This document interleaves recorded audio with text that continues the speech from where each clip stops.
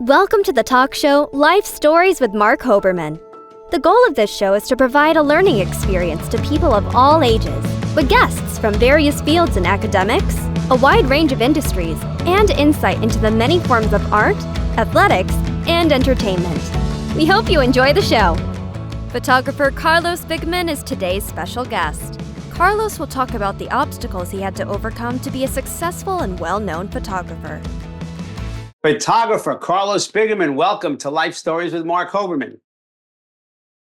Well, thank you, Mark, for giving me this opportunity. Absolutely a pleasure. Carlos, let's start way back. Can you give us a little insight into your childhood? Well, I was born, somehow raised as well in South America. The city is called La Paz. And at the age of 10, I moved with my family to Australia, to Sydney. And I still have good memories of my childhood, both in Bolivia and in Australia as well. So it has been good. And those memories will last forever, and that's something. Oh, for sure. And being in Australia, what did you like the most about your childhood in Australia?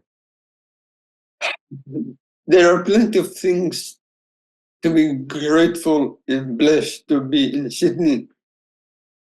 One of the things that I most missed about my childhood back in Aussie was that being able to go outside with my bike and to ride along with my youngest sister. And let's be honest, Mark, that the fireworks in Australia, they're just nuts. So that's So that's what I miss the most. So there's some photographers like to take pictures of people. Some like to take picture of nature. Do you have any kind of favorite pictures you like to take? According to me, Yeah, you like portraits, because that is somehow they will cherish forever. And according to my dad, landscapes. So it's 50-50. Oh, okay. Yes, I've seen some of your landscape pictures. They're beautiful. Yes. So did you have any training for photography? Did you go to school for it? Did you take courses? How did you learn your craft? I wanted to learn photography way back from school. They didn't have this subject as such. Mm. Okay, all good. Then I have done some courses at Otago Polytechnic. Not photography, it was special effects, which I also most admire as well. Then I have done 10 weeks intensive in one of these polytechnic that they had offered. Then one day comes, my dad picks me up, and my dad tells to my teacher how I have progressed, how I've been, and how I was doing. And he said that I have two things: the patience for it, and very good eye for it as well. So we picked it up, these two things, and we have managed to go to Auraki Polytechnic. And yes, they had 1 year of digital photography. And it wasn't easy, Mark. It wasn't so easy. I had to learn the background of photography. Oh. Let's be honest, it wasn't not that easy. Boring. Wants to learn on the background of photography. Why this, why that? But I have to. I did have to.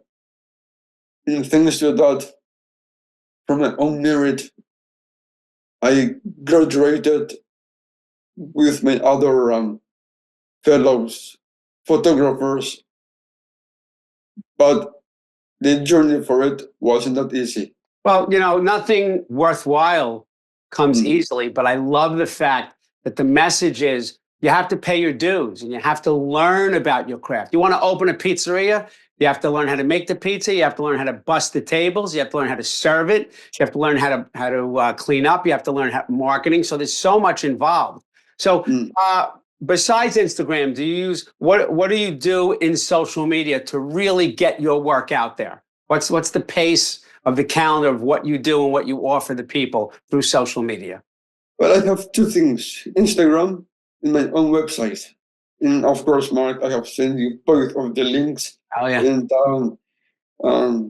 so I tend to upload to Instagram into my website. Of course, I did not upload to my website quite weeks ago, but to my Instagram each day, one or two photographs a day, and people are, commenting, liking them, putting hearts to them. They even write to me as well. I got an inspiration from Spain, telling that my photographs were beautiful, and I have quite big number of people who are following me just for my photography. Right. And for me, it fills my heart telling me that everyone who likes my art is, thanks to me, they're seeing in different perspectives and they're somehow trying to copy me as well. And along with my photography, I have acquired to manage to make this book. Right. It is called Cumulus. This is a combination of my dramatic sky with poetry. We have managed to acquire 14 poets to write from my sky photography. And this is a very good book for Christmas and some other occasions as well. This book had acquired 4 years in the making, if my memory doesn't fail. But here it is now. Physically can touch it as well. I can see it. I can see my sky is spread in a book that I have always wanted. Before the book, I have done 2 exhibitions back in Bolivia in 2 different cities, and they also loved the sky. Now, family and friends are copying me by taking the skies. They don't take the sky as granted. They just see it and take a photograph and upload to other Facebook or groups in WhatsApp and stuff like that. And Well, all it was because of me. a book is not easy, and I'm glad that you told people, the viewers, how long it takes. So from start to finish, you say it took about 4 years. So what made you decide to turn your photography into a book or to start writing the book? How did Cumulus come about? I have always wanted to have a book in my hands. Why others can do it and why not me? That was my question on top of my head. And I thought to myself, if the sky photography is such a beautiful thing to shoot, I have begun 10 years taking photographs of every winter here in Aotearoa, New Zealand, and here the skies are just nuts. Beautifully, dramatically beautiful skies. And for making my 2 exhibitions, it took me almost 2 years in the making. And it wasn't that easy. I had to choose the best ones. And well, that is one part. For the book of Cumulus, it is the skies that were in my previous exhibitions taken along in a formal book. The same skies, but with poetry. For me, poetry is somehow telling us that the sky can speak as well. How? By its true colors: the vivid red, the sad gray, the happiness of the yellow, the tranquility of the purples, in a mixed match of those two. And here, from my balcony and some other trips that we have done, I have saw the sky in a different way, and I was mesmerized by the beauty of the sky, and my that's how my work back in Bolivia and also in Cumulus came into mind. Poetry is just the the the last drop of the paint, saying that that the sky is also human, and the sky can only speak. How? By writing poems. Right. And that's how Cumulus came into mind. That's great. It's such a labor of love, and it takes a long time, but you have this success, which is all wonderful, Carlos. But on my show, I like to talk about the story behind the glory.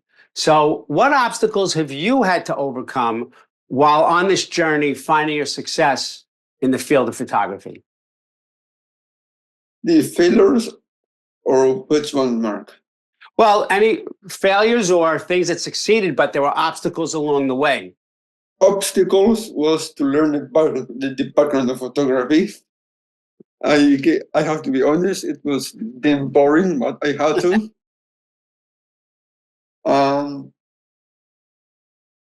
The bad critiques of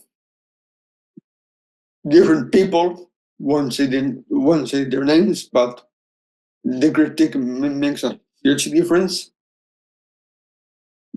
Those were just these two disadvantages of my art.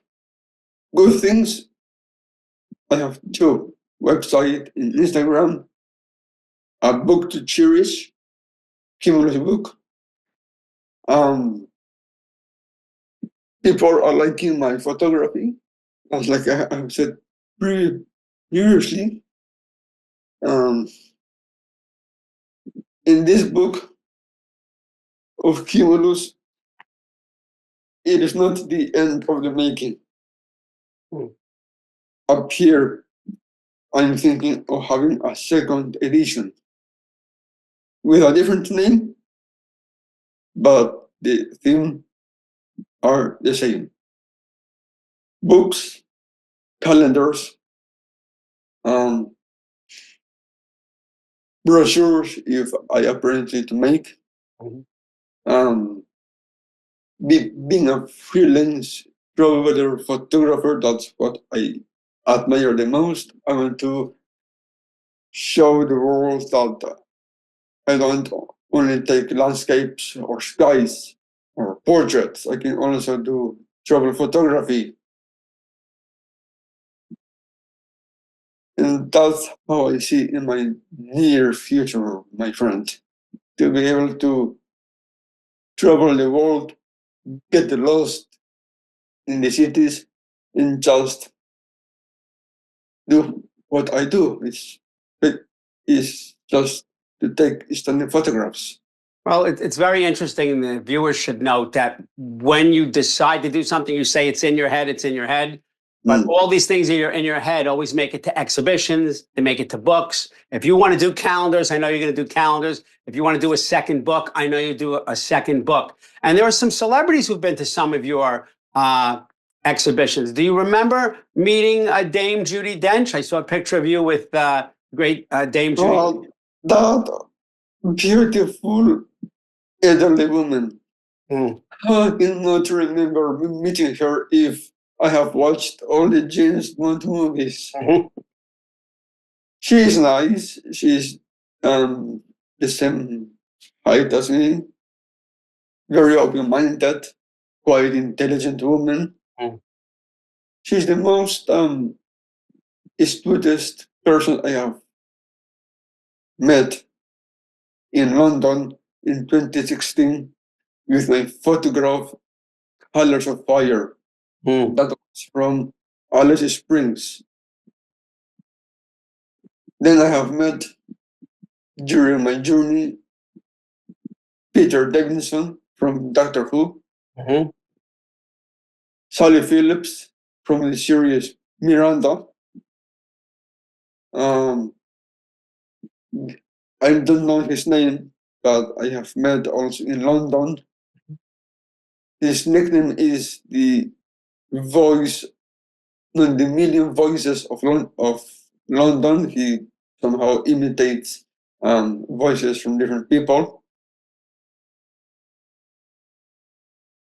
And when I was taking the Carnaval de Oruro, city that my parents were born, I have met the president, the vice president, and guess who I have met? Jude Law. He was the guest. He was the guest. How can I put it? He was the guest person, let's say that, to see this carnival. This carnival is something that I have always wanted to take photographs of, to capturing stunning photographs and to show, in an exhibition here in New Zealand. I was 3 times accredited to take photographs within the dancers. Well, Carlos, let me ask you a question. If you've done so much and, any obstacles in your way, you obviously overcame them. But what if a younger person came to you, maybe somebody with a disability, somebody who didn't think they had what it took, but if somebody with a disability asked you for advice on how to achieve their dreams, what would you say? Follow the instincts. Just follow what you want to do. Of course, your parents can give you advice, support, in their unconditional love. But the one who will make this big decision of their lives, it is just yourself. I have always wanted to take photographs. My parents had supported me. They gave me their unconditional love. They have supported me. And for me, it was, thank you, but my dream is mine. My goal is mine. Right. My decision is mine. This is what I love to do. This is my passion. It's mine. So my advice is take what your parents are willing to do, but it is your decision, your passion, your goal, your achievement. And that will be the future of what you want to do when you grow up. It is just in your hands, not your parents, not your family, not your friends. It is just you. It doesn't matter if you want. It doesn't matter if you want to become a dentist or doctor or a painter or from me as a photographer. It doesn't really matter. Your decision is yours, not them. It's yours. So if you want to make that happen, fight for it. Make sacrifices. Me as a photographer, I had. Let me rephrase this. Not I had to. I must wake up early in the morning so I can get the first sunlight, the first rays of the sun. If you want to make your dream come true, you have to face certain things. It ain't gonna be easy, but you have to make everything you want to do to become into a reality. It is not their decision. They don't have to wake up early. They don't have to drive, let's say, 2 hours from home into work and vice versa. It is just you. Only you will make the difference. And to have a beautiful future. Otherwise, you have to choose that profession. If you don't want to do, just sit on your bums, watch movies, play PlayStation, and do nothing. But if you want to make a sacrifice, get on 2 feet. Go, explore, take photographs. Be a good anything you want. Because it is in your hands to make a better world. Like the song of Michael Jackson. So you can have a better world for you and for me. That's my aim. And for others who want to follow what I do or something different. I think that's great advice, because even if you have people supporting you like your parents, at the end of the day, it's your sacrifice, it's your decision. You have to put the hard work in. So let me just quickly say to the viewers, they can watch this and our other episodes on E360 TV, available on Wednesday nights at 9 p.m. EST, available on Roku, Apple TV, Amazon Fire. Remember to follow us on social media. Life Stories with Marc Hoberman is on Facebook, Twitter, Instagram, TikTok, and of course, our YouTube channel. So remember to subscribe. Carlos Biggemann, I cannot thank you enough for sharing your journey and your real personal story, and I wish you continued success. Thanks so much for being a guest. It is such a pleasure to talk to you, Mark. Thank you again for your time, your sacrifice as well. And thank you for to speak in front of this beautiful audience in the USA and in different countries as well. Yes. That's a pleasure. I will make sure that this somehow will be in your hands, so you can also cherish and to see a new perspective of the sky. Thank you again for inviting me, such a wonderful lifetime opportunity. And even don't hesitate to call me, text me, or do whatever you want, but you know that you can count as a truly friend. Thank you so much. Thank you. Thank you for watching Life Stories with Marc Hoberman.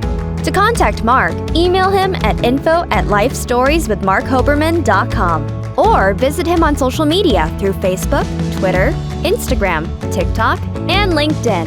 Thank you for watching Life Stories with Marc Hoberman.